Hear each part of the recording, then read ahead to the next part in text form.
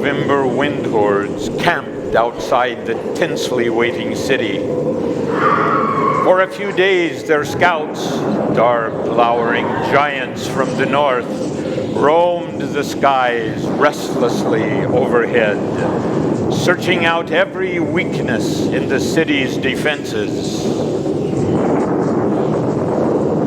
Shrill, laughing eddies of wind reveled riotously through the forest, toasting their coming victory with back-slapping gusts, while drunken flurries of dust caroused through the coarse meadow grasses, chanting wildly of warfare and cruel conquest.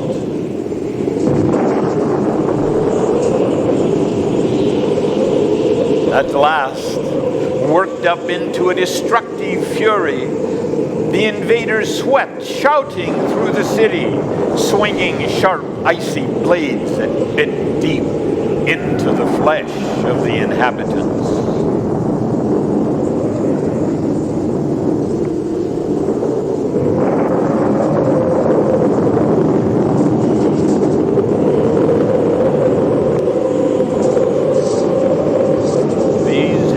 Unfortunates huddled in little groups on street corners and through chattering teeth passed fearful comments on the days ahead. Words which the wind hordes took up and tossed mockingly from group to group. Then, suddenly, the invaders were gone. The city dwellers glanced up in relief at a cloudless sky and prayed that they might enjoy yet a few more days of the fast dwindling warmth. A week passed. Then a fresh host appeared from the north, wilder, more savage than the first, drunk with the lust for conquest, though the city cowered already in abject submission. The new wave of barbarians kept howling, swept through the unresisting streets, cutting, pillaging, destroying everywhere. And so the month of November passed, and the city's inhabitants knew that every fresh wave from the north brought them ever closer to the triumphal entry of the Snow Earl, and they were afraid.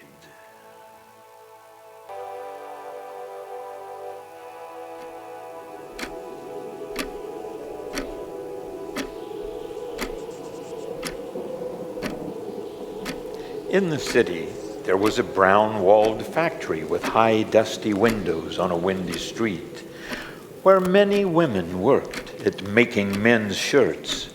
Most had worked there for many years and would continue there until their eyes grew old, their faces lined and tired, grim-mouthed with disillusionment. Sometimes, not often, a young woman left to get married.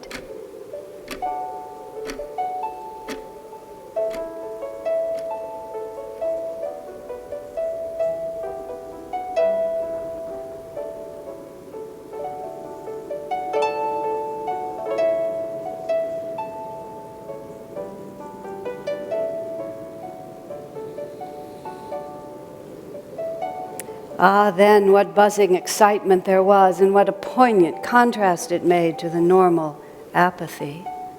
A few of the women were even glad for a few days in their co-workers' good fortune. But many others, alas, envied her in their shriveled hearts.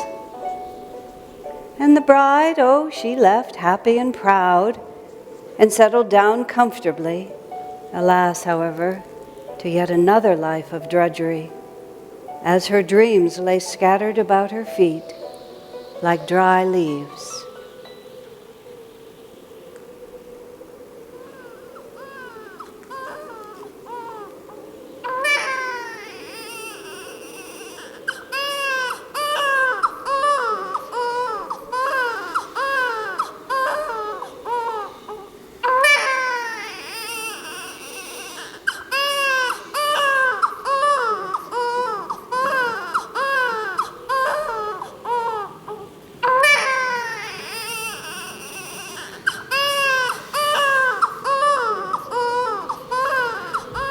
After a time, as smoke rising from the chimney is dispersed by November's winds, her happiness drifted away, and the years once again swirled past her, unnoticed like eddies of dust.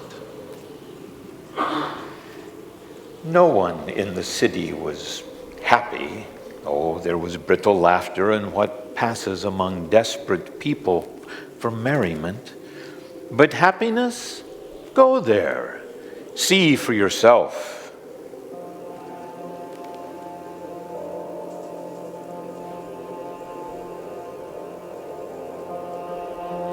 I've passed my life as a stranger, Lord, roamed far in foreign lands, far, Lord, far, too far. Only he who knows he's far from home, only he, Lord, understands. Only he who knows he's far from home feels the earth and understands.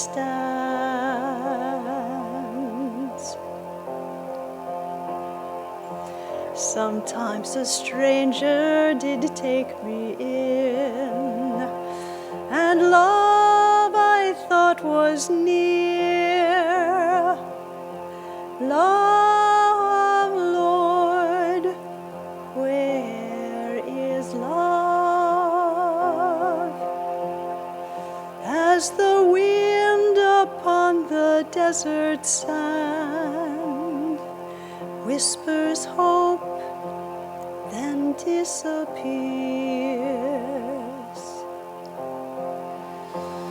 As the winds breathe on the desert sands, so love sighs, then disappears.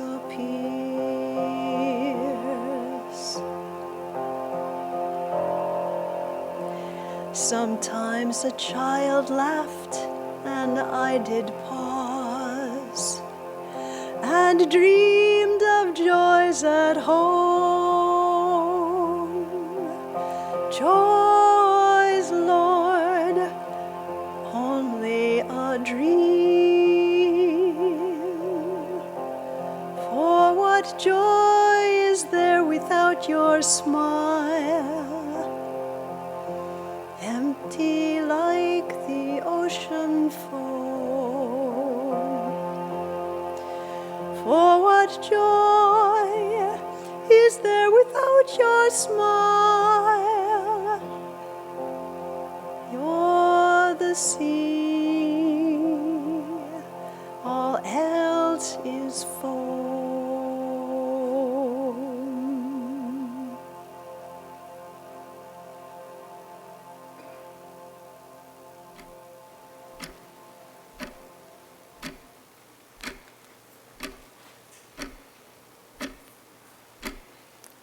Yet, it was here in this factory that Lisa worked. Lisa, thrice visited, thrice called by the Golden Sun Man. One person alone knows the story directly, an older worker in the factory and Lisa's only close acquaintance. Alas, no one in that loveless city has any real friends. But this old woman seldom repeats the tale.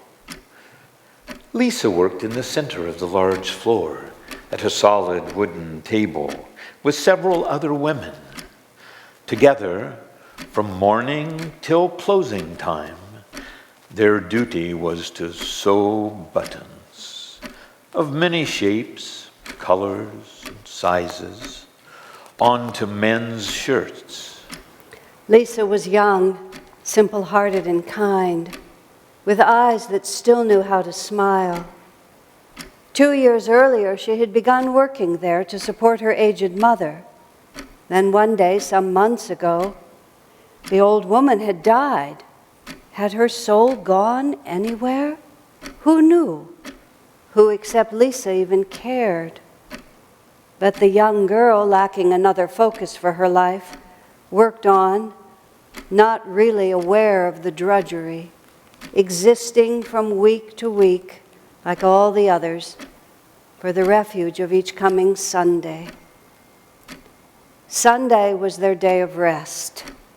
Late that morning, with heavy eyelids, they might shake off slumber, drink something warm, and glance idly at photographs in some cheap magazine.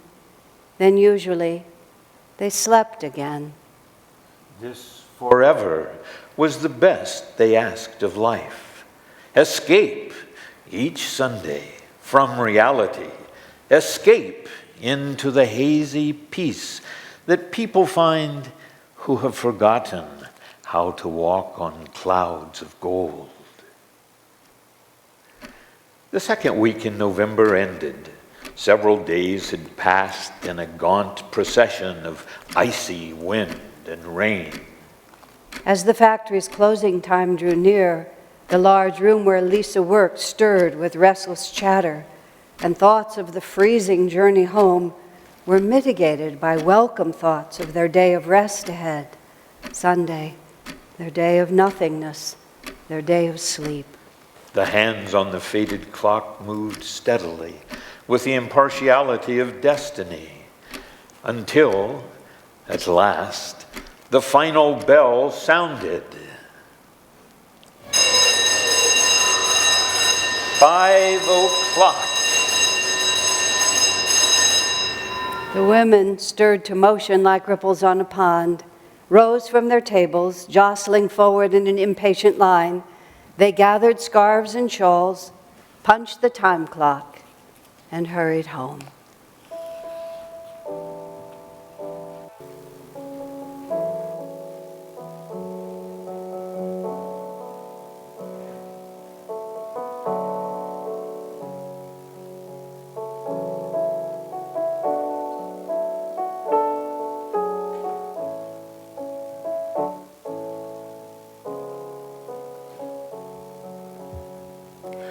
What is it for?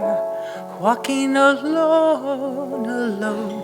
What is it for? Walking alone. Must our lives ever be like the winds on the sea? Oh, oh, oh. Walking alone. What is it for?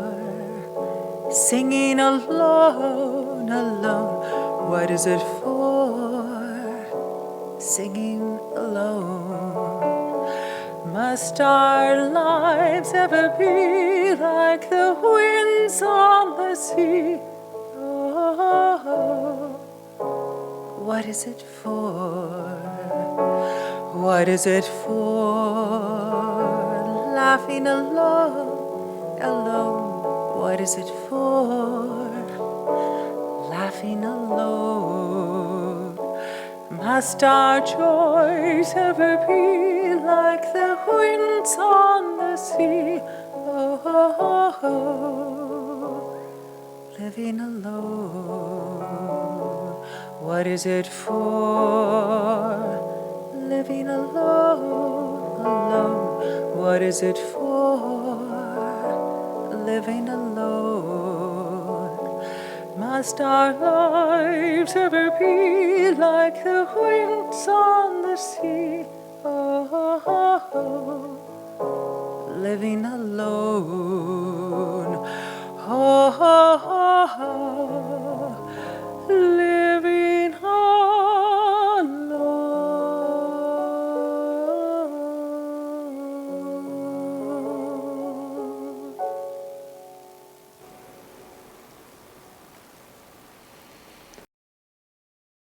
Lisa, since her mother's death, had rented quarters in an older part of the city, an inexpensive attic room, poorly heated, with one sloping window, almost a skylight, and a gray slated roof.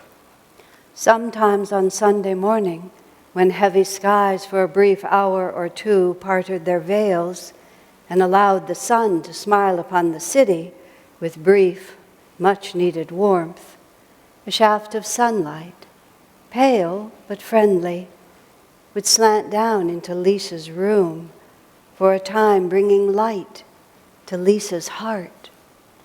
The room's furnishings were few and old, though good enough, I dare say, for the comfort of a poor girl. A small worn rug that clung fearfully to the center of the floor, a wobbly table, a chair, and a spring bed which creaked complainingly whenever Lisa, stretched upon it, turned to the wall to escape her thoughts of the city.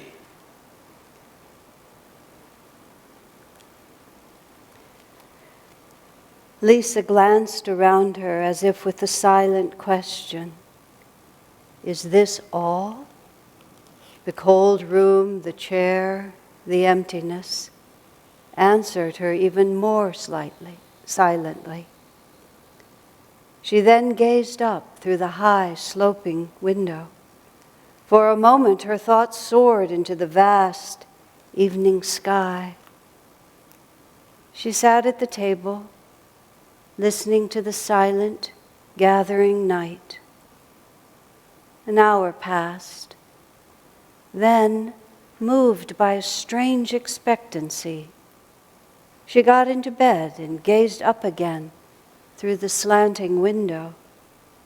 Night, that compassionate thief, crept stealthily over the housetops, snaring men's cares and fears in his soft net of slumber.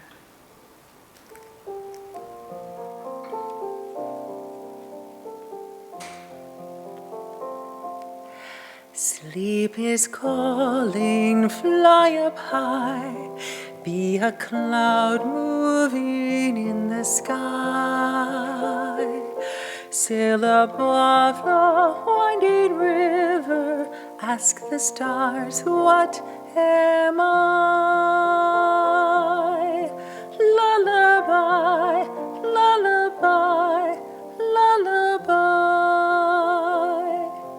Sleep is calling, soar in light, be a star shining through the night.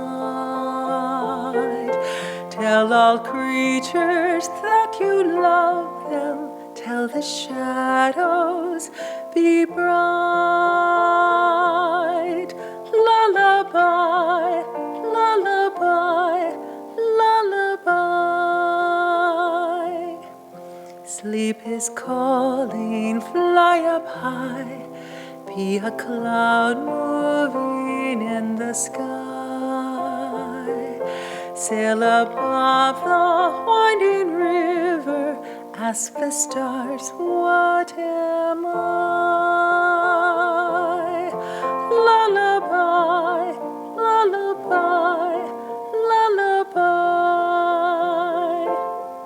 Sleep is calling, soar in light, be a star shining in the night. Tell all creatures that you love them, tell the shadows, be bright. Lullaby, lullaby, lullaby. Sleep is calling, fly up high, be a cloud moving in the sky. Sail above the winding river, ask the stars, what am I? Lullaby, lullaby, lullaby. Sleep is calling, soar in light, be a star shining through the night. Tell all creatures that you love them, tell the shadows, be bright. Lullaby, lullaby, lullaby.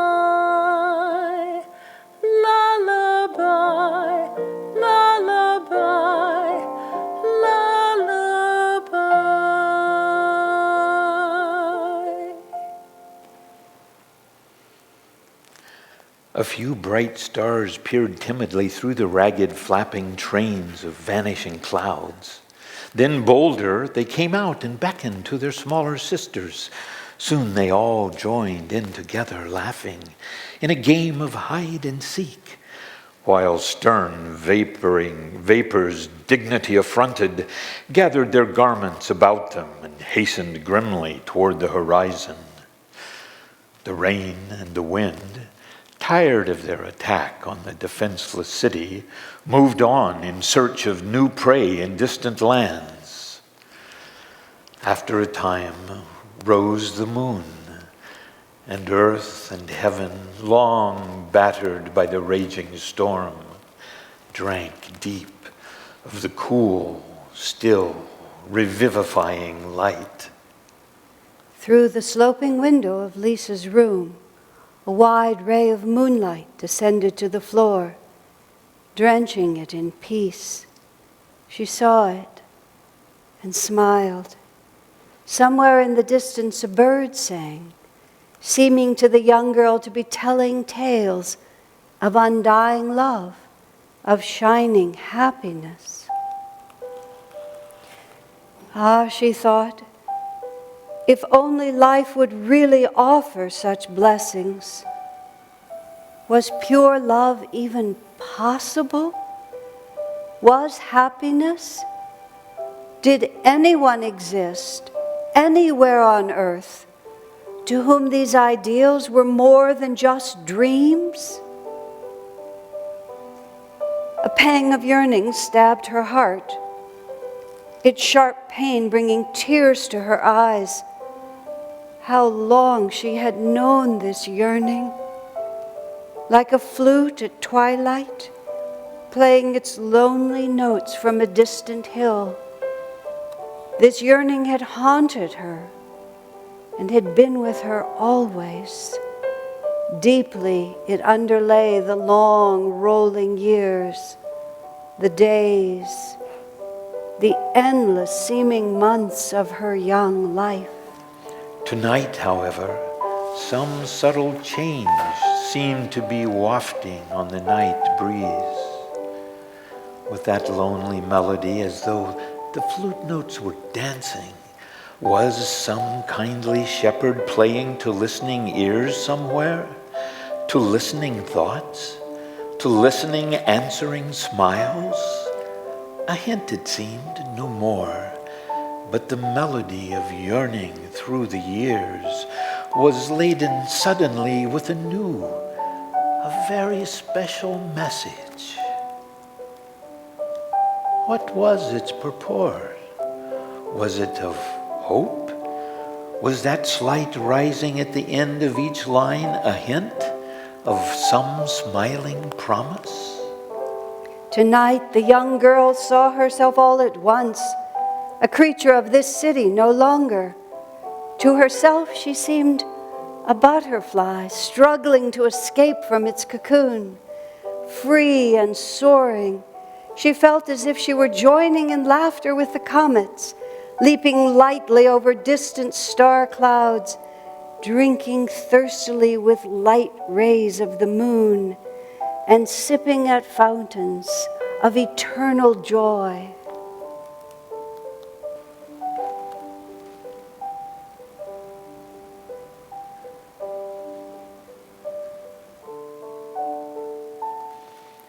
Sleep caught her again, rocking her gently in its cloud arms of peace.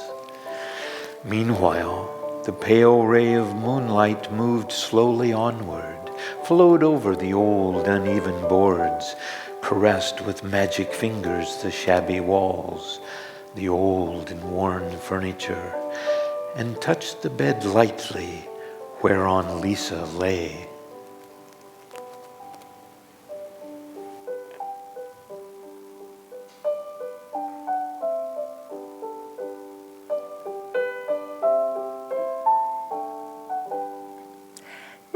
Nightingale, nightingale, sing of joy through the night.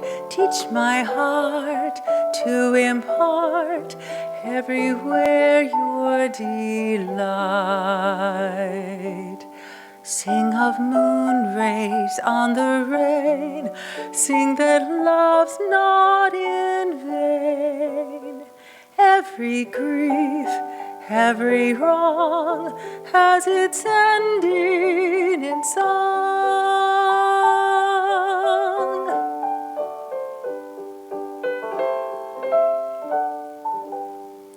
Nightingale, nightingale, sing of joy through the night. Teach all men how to spin clouds of gloom into light.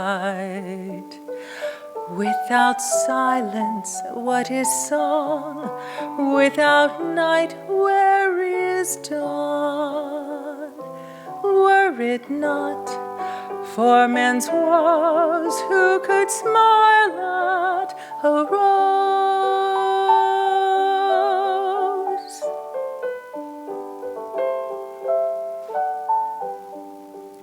Nightingale, nightingale, sing of joy through the night. Let each tone silence groan, earth and heaven unite.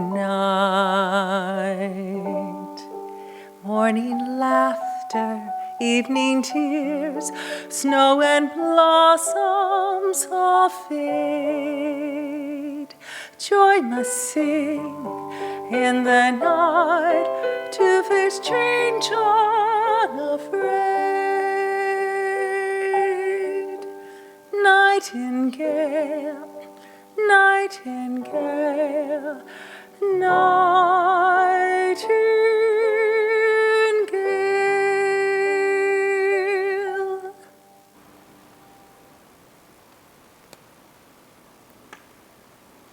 Lisa awoke with a start and sat up. A glance at a clock by her bed told her that it was already late. Soon the sun would reach its zenith. Light filled the window, though slightly dimmed by a passing cloud. Everything seemed watchful, in anticipation. A quiet sense of excitement gripped the still air, as though eager to tell it something. Lisa hardly dared to breathe, but sat motionless on the edge of the bed. A dove flew by outside, its wing beats quickly fading away. And in that mystical hush, the rustling passage seemed almost an omen. Then the cloud was gone, and the room brightened. A wide ray of sunlight, warm and quiet, poured through the sloping window, like a shower of gold onto the floor. What was it this day that impressed Lisa so strangely? The beams of sunlight shone with some subtle power. Minutes passed. Then, in the steady flow of light, fresh waves of radiance, as of some alien substance, shimmered downward, landing in the pool of gold on the floor. The light of the room was drawn, as if magnetically, into this shining column. In the center of that luminescence, an apparition slowly began to take shape. At last, a cloud-like human form appeared. It was vaguely moving. A misty arm seemed stretched out in blessing. Fingers merging into diaphanous light. A bright sunburst about the head, condensed into shining golden light. Where luminous cascades had seemed to swirl gracefully to the floor, a flowing white robe now appeared, spirally draped. And there, at last, stood the most beautiful being Lisa had ever seen. A man? But surely it was an angel. Strength suggested in that firm bearing was softened in the eyes by an expression of compassionate love. Wisdom in the high forehead was sweetened by a smile that hinted at whole realms of inner joy. Lisa knelt instinctively in adoration. Words seemed superfluous, but oh, her heart sang. Divine peace, like a refreshing, weightless waterfall, overwhelmed her. Love, almost the bearer of pain, filled her heart. How long she remained there, she could not have told. But the sun, making its slow arc through the sky, moved the pool of light on the floor nearer and nearer to the spot where Lisa, with bursting heart, knelt. Suddenly, as she gazed at his feet, she found herself encircled in that golden aureole of lambent light that surrounded him. Startled, almost afraid, she glanced up, and the sun's rays struck her full in the face. Alas, that too penetrating brilliance! Tightly she closed her eyelids and quickly lowered her head.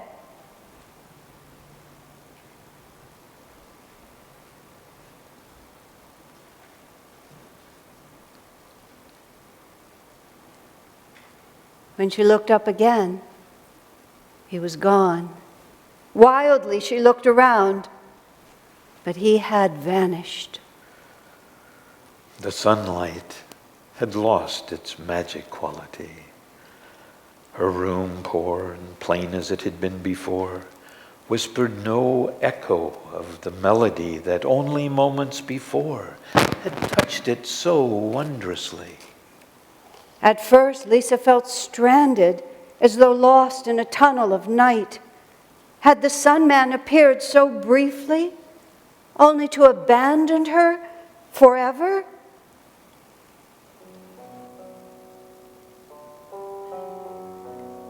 But then, the memory of her experience, like a mighty wave, burst on her anew. Love exists, she thought, wonderstruck at the revelation. Joy exists. New doors of transcendent meaning seemed to be opening onto the vast universe around her. It was as though life itself for her had dawned only with the sun's light today. And though outwardly the world gave no sign that it was changed, never more for her, she felt, would it be the same. Her bare room, humble as it still was, seemed drab no longer, but sweet in its simplicity and gently unassuming. Her work at the factory, humdrum as she had good reason to think it, seemed useful now. A service, yes, and an important one. A way of touching hearts for whom the city's streets meant loneliness. The thought of working there filled her all at once with happiness, with unalloyed delight. What is love? Is it only ours? Or does love whisper in the flowers?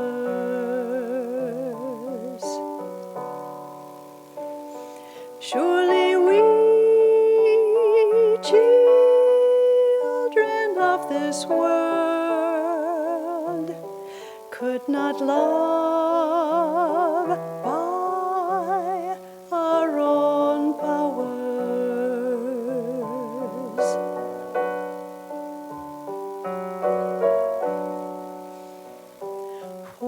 is joy? Is it just a dream?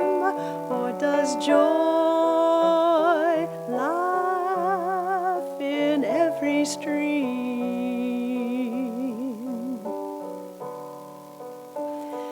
Are the clouds mindless after all? Or is joy all nature's theme?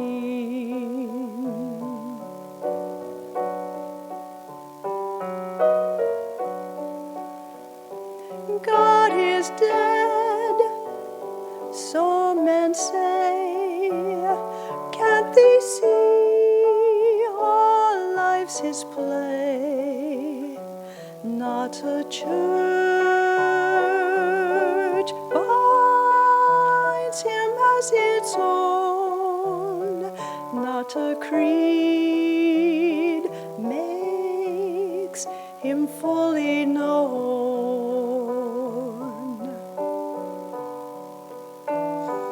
Foolish we limit him. Every atom is his throne.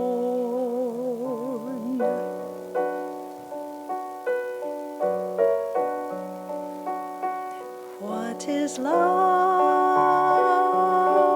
Is it only ours? Or does love whisper in the flowers?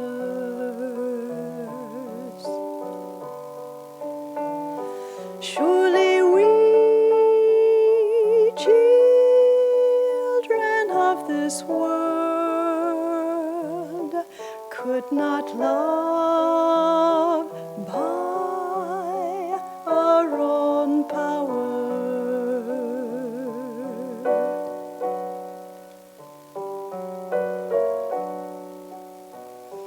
What is love?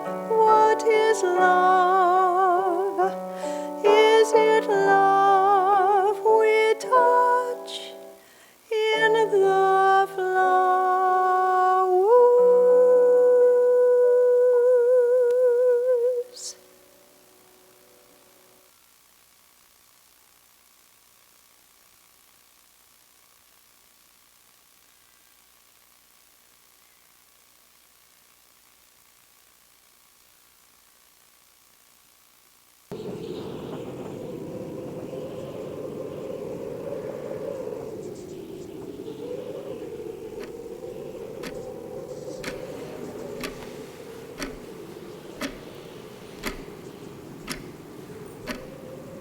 When on Monday morning Lisa returned to work, her heart was floating still, as if wafted on joyous waves of inspiration. The other women, sensing something new around Lisa, as though some cloud of light enfolded her, gathered in little groups, eager for gossip. "What's wrong with Lisa?" they whispered. A few of them even conjectured, "Perhaps she's in love." But Lisa only smiled. Then her favorite acquaintance, observing how Lisa's thoughts, like migrant birds, seemed to be soaring to distant lands, reflected, "If that girl isn't in love, well, then she must surely be unwell." At lunchtime, she addressed Lisa. "Child, I must ask you, is there some burden on your heart? You seem so far away from us. Is something wrong?" But Lisa only smiled. That week, however, as she sat hunched up over some new style shiny button, she thought often of the Golden Sun Man. Would he visit her again? Ah, would he? Could he forsake her now? Oh, could he heartlessly withhold the cup from which she had so lately tasted love?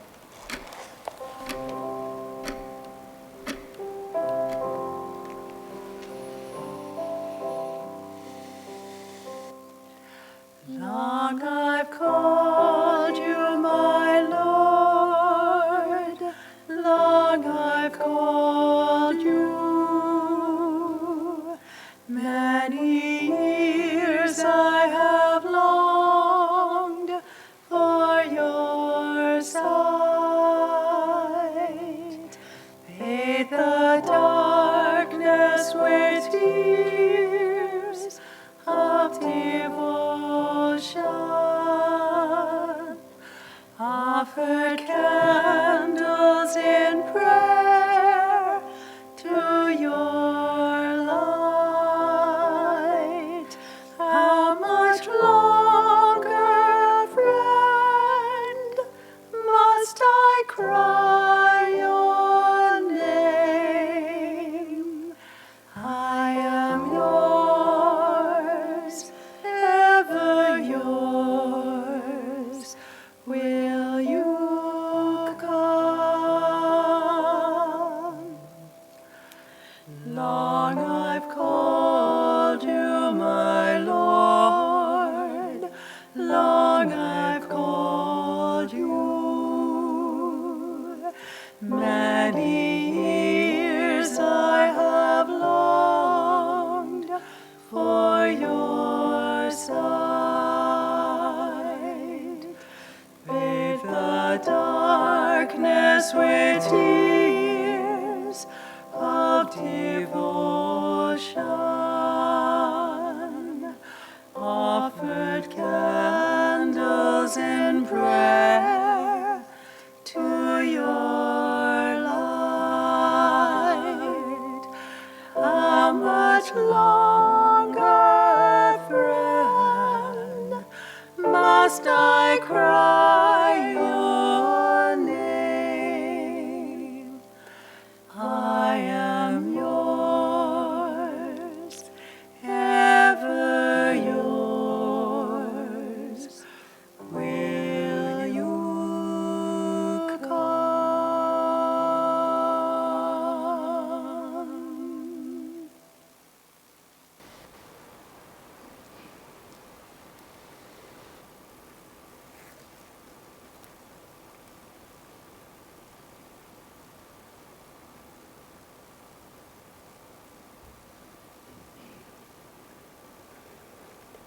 Sunday came at last, and with it good weather. Lisa, waking late, sat up hurriedly. High above, the sun's light was dimmed by a faint passing cloud, as it had been the last Sunday. Yes, thought Lisa. There was something in the air. The atmosphere seemed to thrill with expectancy, quiet, vibrant, intense. The stage seemed set. Ah, surely he would return. Outside the window, a bird sang, a sweet reassurance, it seemed, that a few fragile melodies, echoes of summer's zephyrs, had yet survived the bitter onslaughts of approaching winter. As she sat gazing in eager anticipation, the cloud passed, and the glorious sunlight poured once again into the room, irradiating its center with a pool of lambent gold.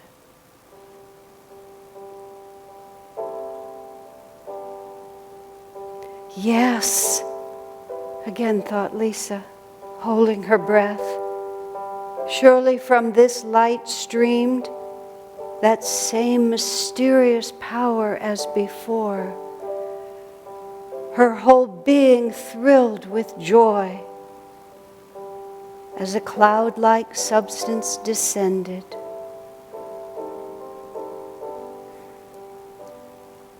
Drifting gently like a shower of hope down the shaft of sunlight to the floor. Slowly it took shape,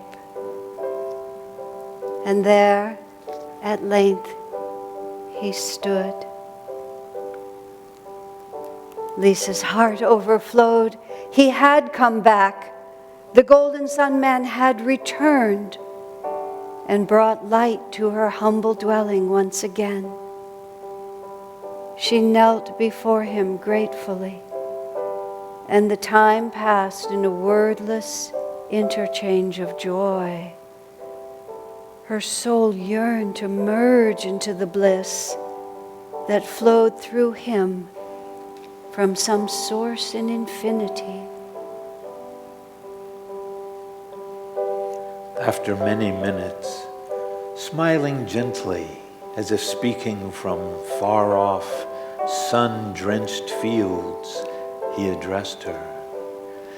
In crystal tones, as of mountain music, he told her of another land, a land of golden sunshine and laughter, a realm where love and joy formed the very sinews of existence. Strange, listening to him, she felt, I have known this land before. Was it not mine too, once, eons ago? Is it not the reflected image of some ancient memory, faintly visible through the nodding trees of more recent, more boldly etched impressions? Glimpses of distant mountain meadows, flowering gaily with once cherished joys. He had come, he told her, in answer to her call. It was your yearning for pure happiness, for crystal love, that drew me to your sad, misty world. Your tears could be seen through the night, piercing the dark veil of your own forgetfulness.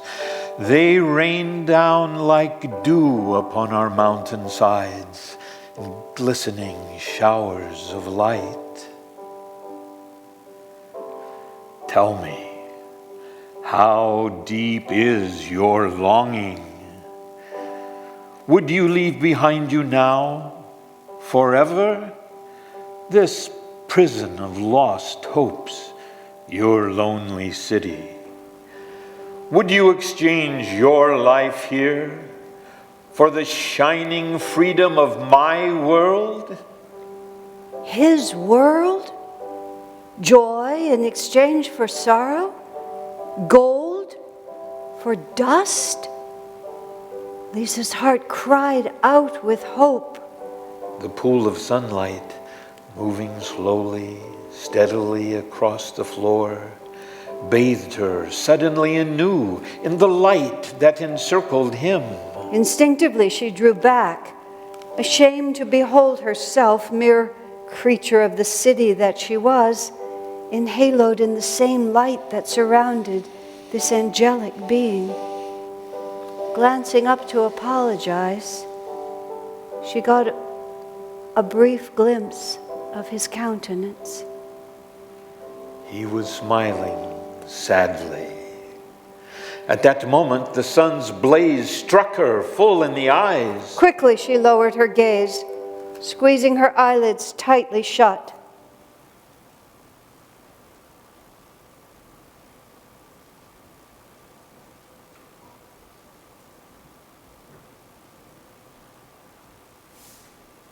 Then she looked up again, but he was gone, and she had not answered him. Oh, that sad smile. Was he disappointed in her? Would he never come again? Self-accusation alternated with uncertainty. Both combined to pollute the crystal springs of ecstasy that had begun to well up within her. A fit of weeping seized her. It lasted the entire day.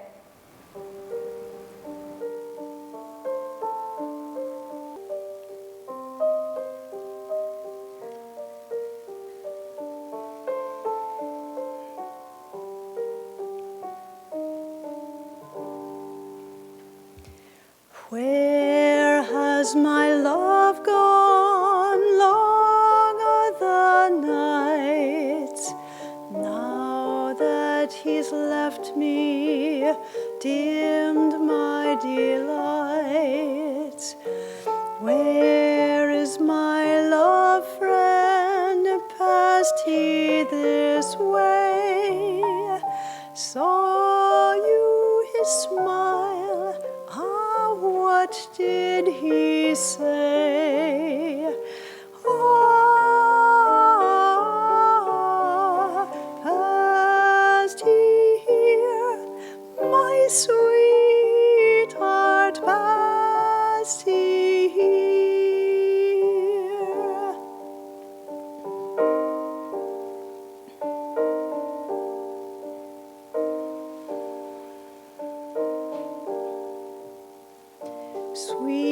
was his promise when first we met. Whispers of heaven made me forget heartaches and labors, earth-searing pain.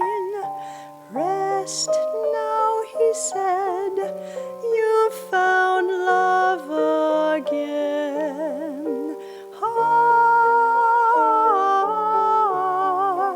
past here, my sweetheart, past here.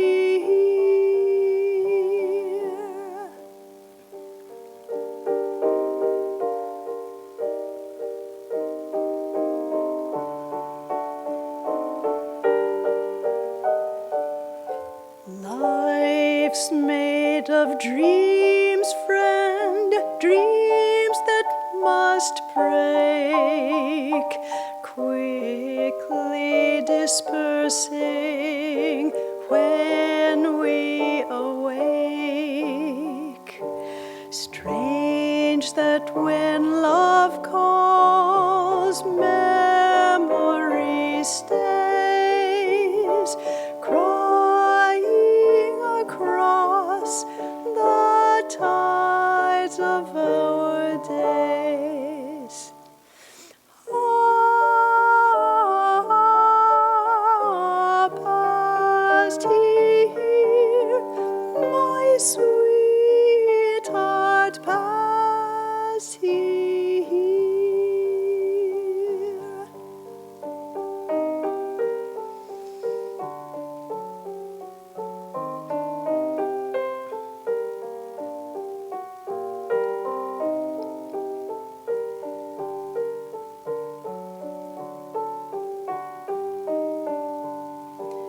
There by my bed, he left me a note.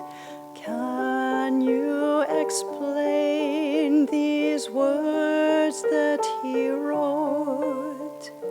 Seek me, he said, love, out on the sea.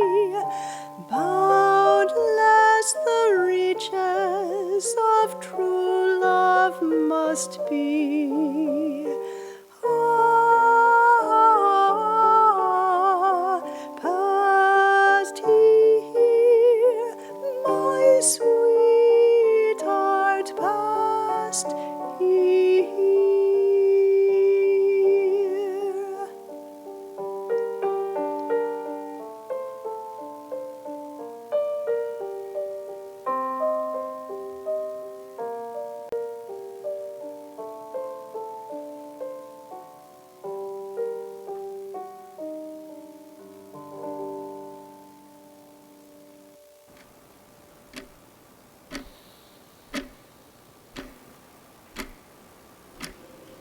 In the factory that Monday morning, Lisa's work sat heavy on her lap. Sadly, she gazed out the window at the sunshine as it disported itself on the gray wall across the street. Persistently, the question echoed in her mind, had the sun man left her now? What a mockery the word seemed. Forever? Slowly the clouds gathered. By late afternoon, the sky was frowning, dark and foreboding. Observing a kindred darkness in Lisa's eyes, her closest acquaintance thought, well, it may be love, but more likely this matter is more sinister. Something must be wrong with that girl. At lunchtime, she addressed her.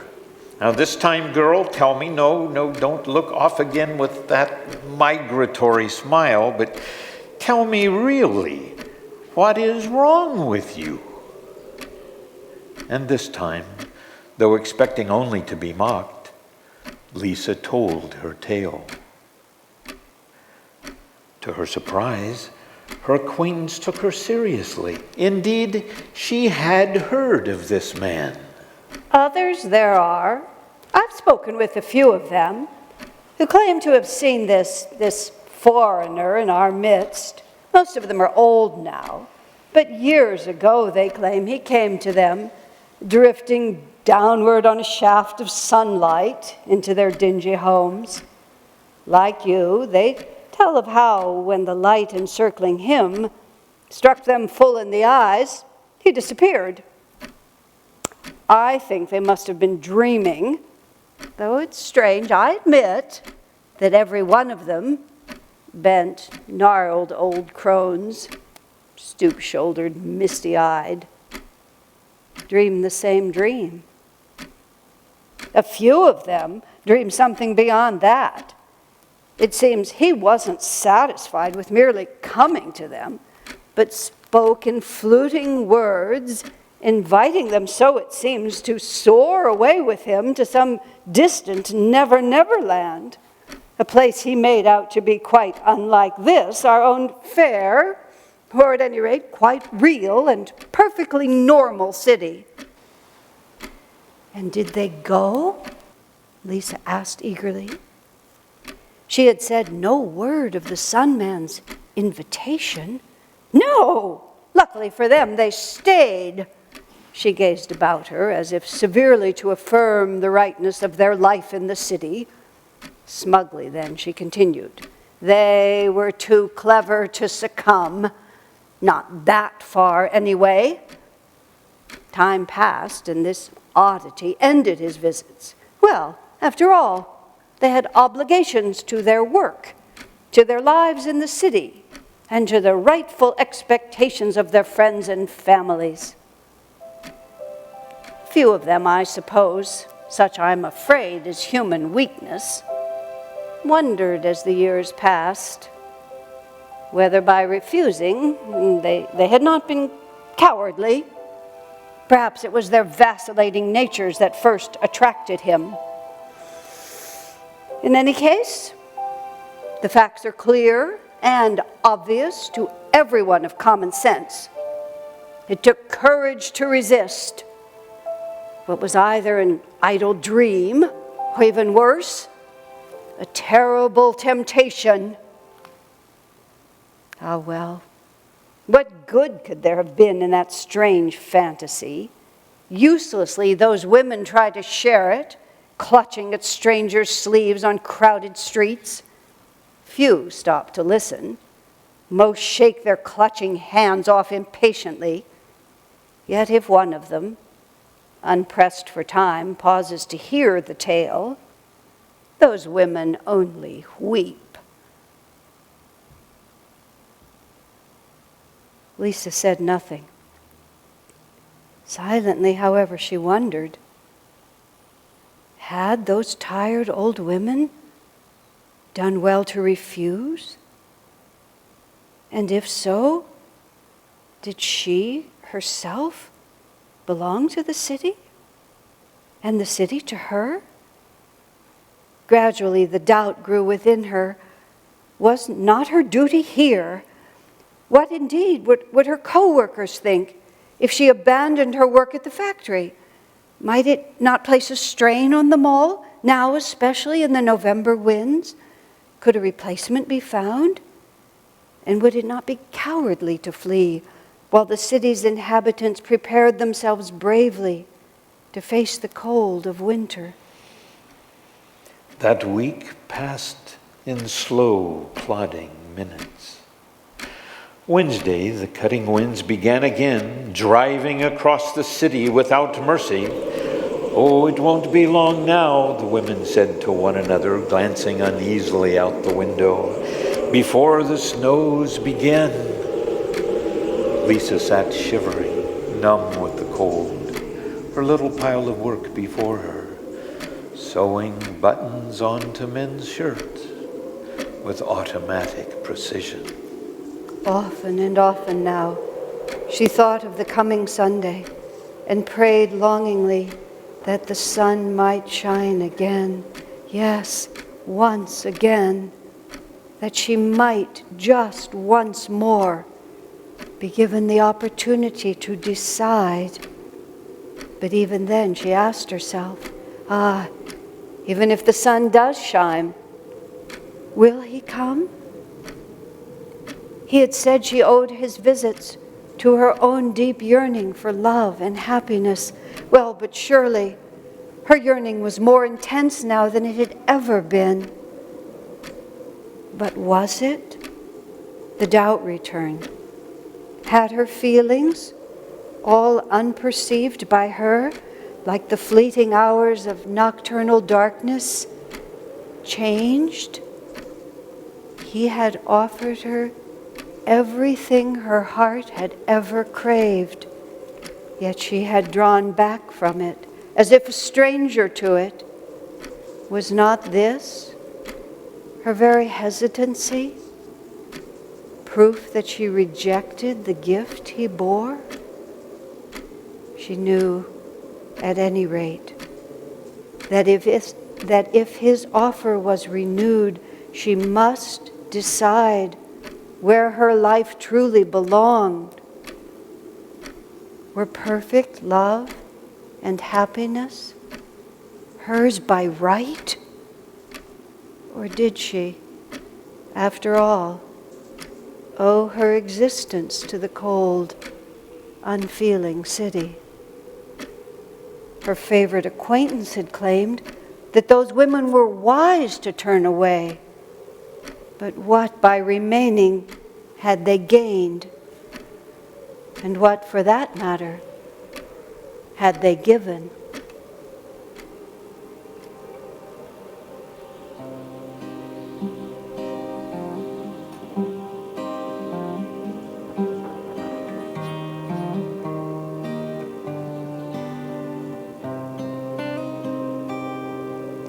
There lived a tender maid in a far-off country. The strangeness of this world made her sigh.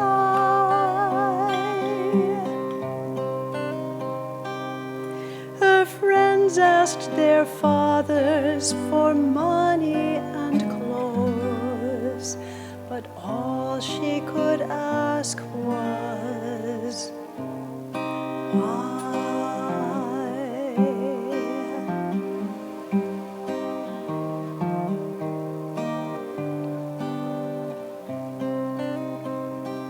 She saw the solemn clouds gathered watching a rainbow. The bright rays of their joys filled the sky.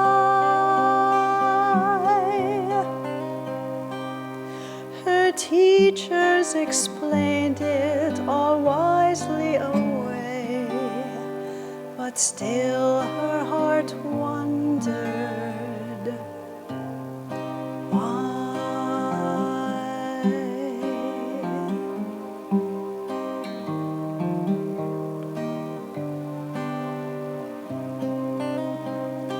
She saw the silent stars thrill the night with their gladness. They seemed some wondrous truth to imply.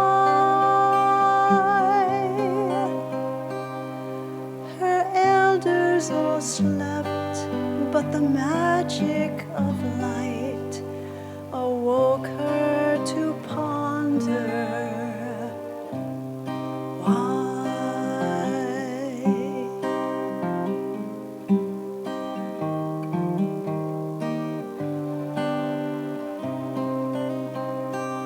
She saw a mother smile as she tended her baby, a widow weep that love had to die. The joy of new friends and the sadness of parting, all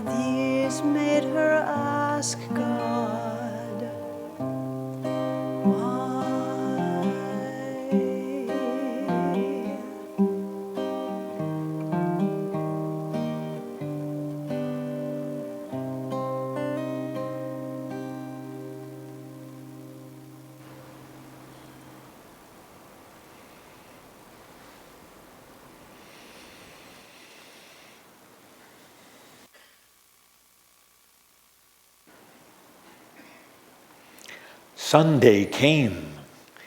It was late when Lisa woke, and the sun was high, though this time unobscured by any cloud.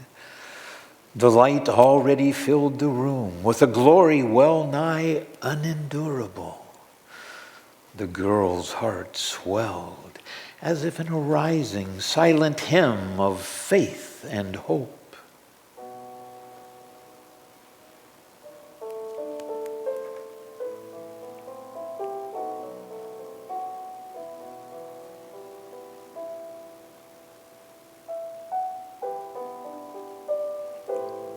Minutes passed, then a cloud-like shape drifted downward in the golden shaft. Slowly, the misty figure once again took shape. And there he stood.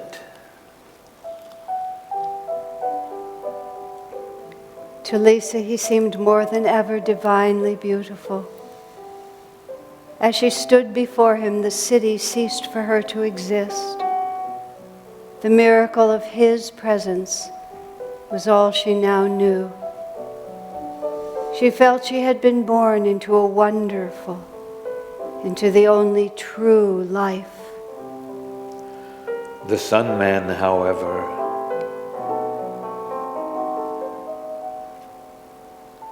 smiled sadly, as he had the last time. I have asked so many, almost all have refused. Will you too, with burdened heart, turn back to your cold, unfeeling city? Is the power of love too great for your weak heart also to bear? Alas, was that it? Was it love she had feared, not the betrayal of her duty? Considering anew her heart's dilemma, she saw now that the city cared for her not at all, was incapable of love for her, was incapable of love. How then, by leaving it, could she betray it? And what was her highest duty, if not to love itself? I love thee. Let all that I know and am be drowned in the ocean of pure love. No, I am not afraid. Love only is life. Without love, all else is death. The sunlight stealing once more slowly across the floor, enveloped her once again in a blaze of glory. But this time she welcomed it, the more so because it encircled also him. She knew now that she belonged to that light, and that light to her, that whatever was outside of it no longer pertained to her. Fearlessly, she gazed into the full brilliance.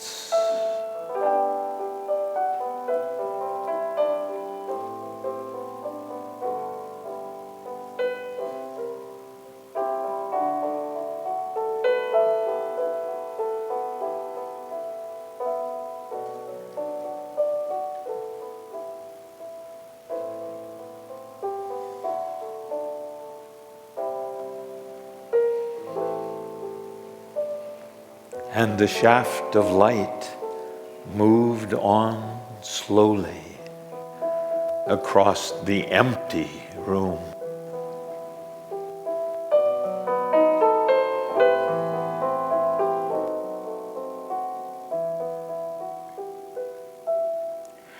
Love is all I know, sun rays on the snow. of a winter's long, in darkness without song. Oh, my heart's afire, burning all desire. Only you remain, and life again.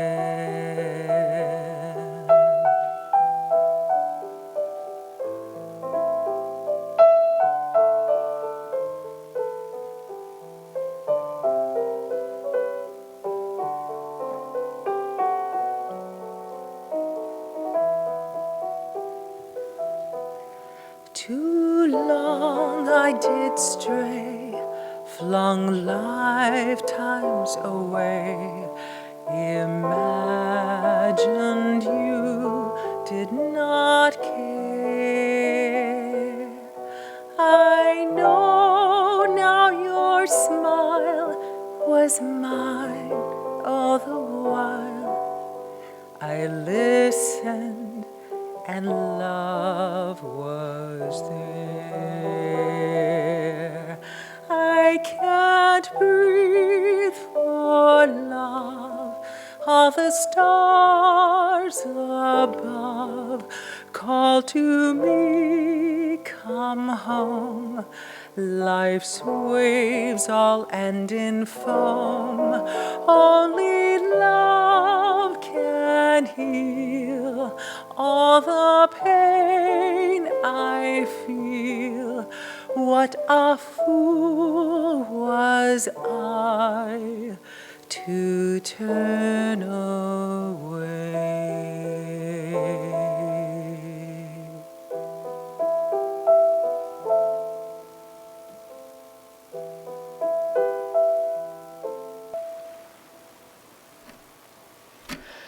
Back in the factory the next morning, the other women worked, sewing buttons onto men's shirts.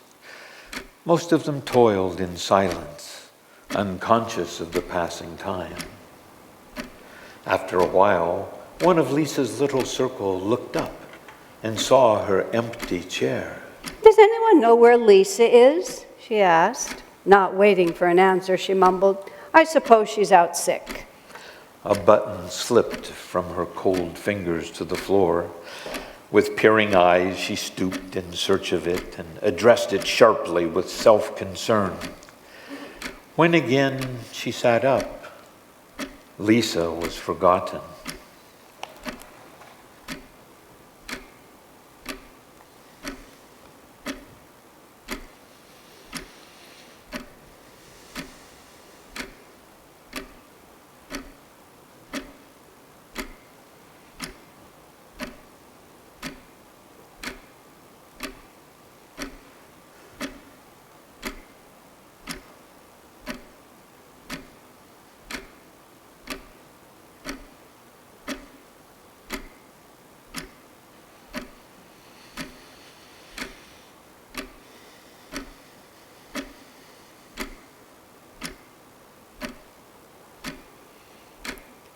At lunchtime, another woman commented on Lisa's absence. Her favorite acquaintance heard and wondered. Yes, wondered, though in her heart, I think she knew whether the missing girl had, after all, dared to leave for another, this most real of all imaginable worlds.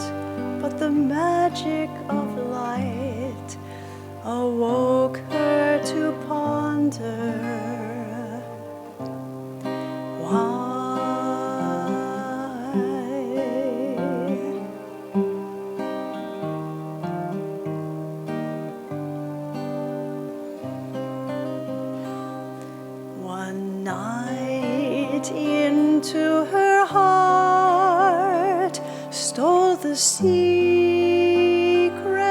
of oneness, the bond not even time can untie. For love then possessed her and made her